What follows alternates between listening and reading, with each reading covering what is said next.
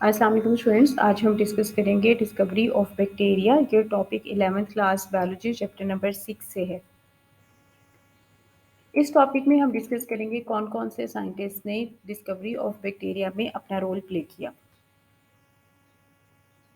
ये तो बहुत अरसे से माना जाता था कि स्मॉल क्रिएचर्स मौजूद हैं, लेकिन माइक्रोस्कोप तब तक इन्वेंट नहीं हुई थी, इसलिए कोई भी 100% इस पे बिलीव नहीं करता था। कुछ हद तक तो मानते थे, लेकिन वो कैसे होते हैं, क्या करते हैं, स्ट्रक्चर कैसा है, ये किसी को भी नहीं मालूम था। एंटोनी वैन लीeuwenhoek ये एक साइंटिस्ट था और एक बिजनेसमैन था।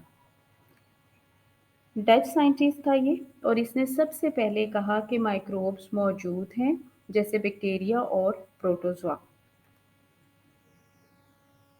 उसने सिंपल माइक्रोस्कोप इस्तेमाल की और बैक्टीरिया को डिस्क्राइब किया, प्रोटोजोआ को डिस्क्राइब किया।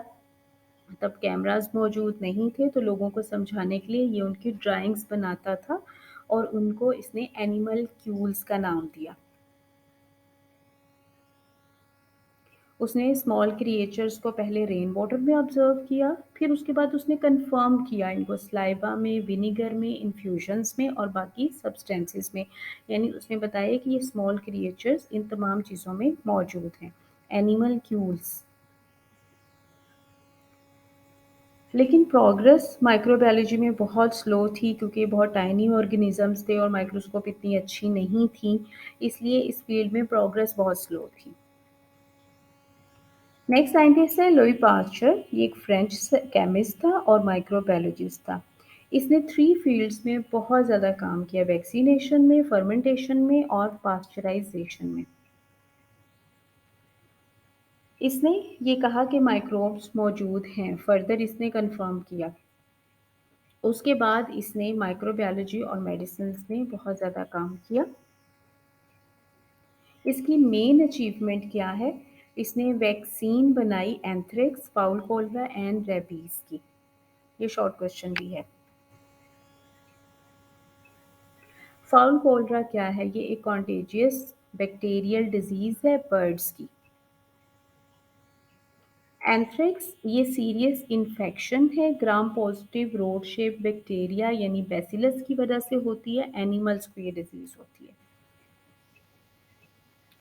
इसके अलावा इसने पास्चराइजेशन का प्रोसेस और फर्मेंटेशन का प्रोसेस ये डेवलप किया और इसमें बहुत ज़्यादा काम किया। पास्चराइजेशन क्या होता है? एक ऐसा प्रोसेस जिसमें चीज़ों को माइल्ड हीट यानी 100 डिग्री सेंटीग्रेड तक गर्म किया जाता है और उसको पैक किया जाता है, like juices, tetra pack milk वगैरह।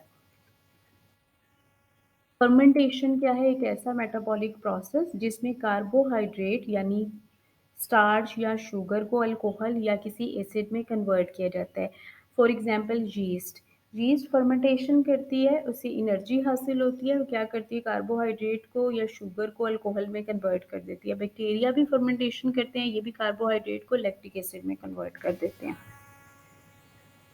सबसे इम्पॉर्टेंट जो कंट्रीब्यूशन है लुई पास्चर की, वो ये कि उसने कहा ये माइक्रो ऑर्गेनिजम्स डिजीज कॉज करते हैं।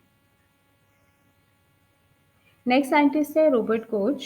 ये जर्मन फिजिशियन था और माइक्रोबायोलॉजिस्ट था। इसने जर्म थ्योरी ऑफ डिजीज दी।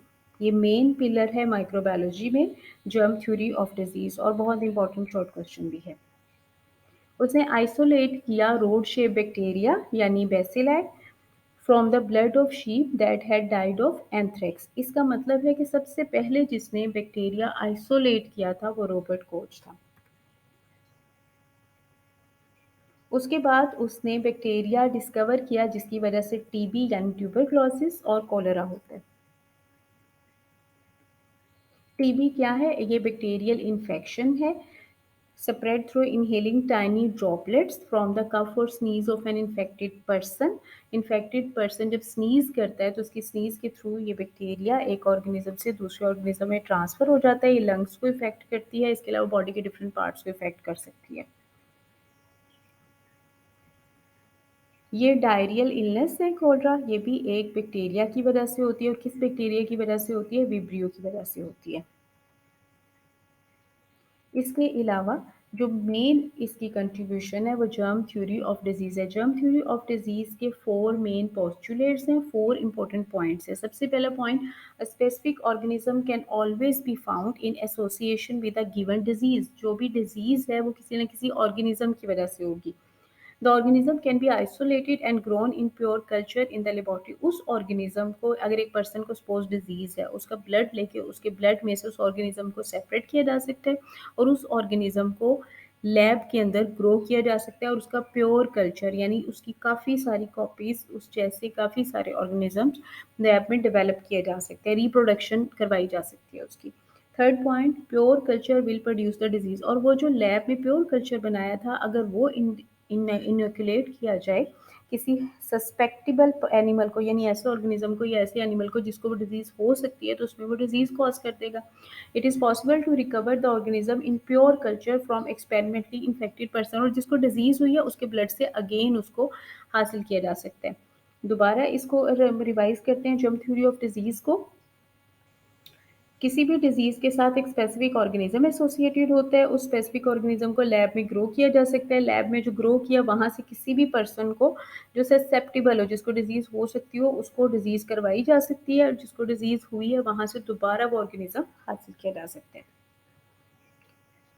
इसके अलावा रॉबर्ट कोच और उसके कोलीग्स ने काफ़ी लैब टेक्निक्स भी प्रोवाइड की थी। इसमें inoculation, isolation, media preparation, maintenance of pure culture and preparation of specimen for microscopic examination।